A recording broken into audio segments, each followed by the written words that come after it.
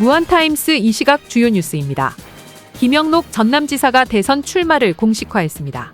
김 지사는 3일 국회에서 광주 전남 언론인들과 만나 대선 출마 결심을 굳혔다고 밝혔습니다. 그는 해보고 후회하더라도 해야 한다며 정치 개혁과 국가 재창조의 필요성을 강조했습니다. 또한 호남 주자론과 관련해 호남이 느꼈던 소외감을 너무나도 많이 봐왔다. 그 부분을 해소하는 것이 중요하다며 호남을 빼놓은 채 침체한 정치 체제로 가는 것은 바람직하지 않다고 강조했습니다. 김 지사는 1987년 헌법 체제를 이제는 새롭게 재창조하고 정치 리모델링과 대개혁이 필요하다며 개헌 필요성을 주장했습니다. 이재명 더불어민주당 대표와 관련해선 건전한 정책 대결이 오히려 민주당의 파이를 키울 것이라고 강조했습니다. 완도 출신인 김 지사는 강진군수와 완도군수, 전남도 행정부지사를 거쳐 해남완도진도 지역선거구 18, 19대 국회의원을 역임하고 문재인 정부에서 농림축산식품부 장관을 지냈으며 민선 7기 전남도지사에 당선된 뒤 2022년 재선에 성공했습니다. 한편 김 지사는 최근 윤 대통령과 여권을 강하게 비판하며 조기 대선 가능성을 시사한 바 있습니다. 전남 지역에 많은 눈이 내려 각별한 주의가 필요합니다. 기상청에 따르면 4일 한평 11.3cm, 목포 10.5cm, 무안 7.3cm 등 적설량이 기록됐습니다. 무안, 한평, 신안, 목포 등에는 대설주의보가 발효됐으며 일부 도로는 결빙으로 통제 중입니다.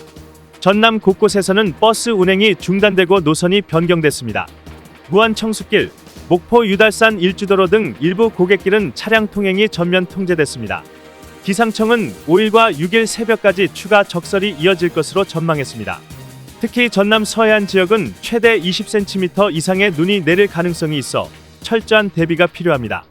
무한타임스가 민생회복지원금 지급 정책에 대한 국민 의견을 듣기 위해 설문조사를 진행합니다.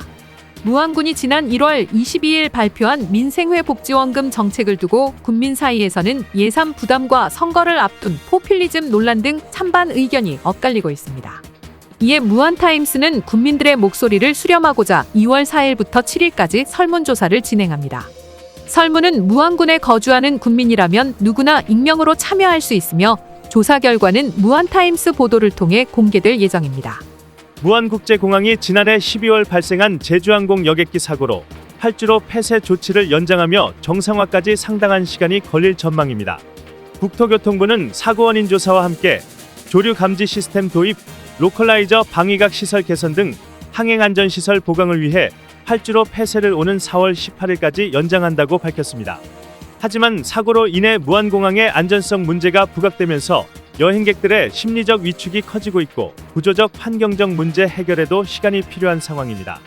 이에 따라 항공사들의 노선 재편과 관광객 모집이 어려워지면서 무안공항의 정상 운영은 10월 이후까지도 지연될 가능성이 제기되고 있습니다.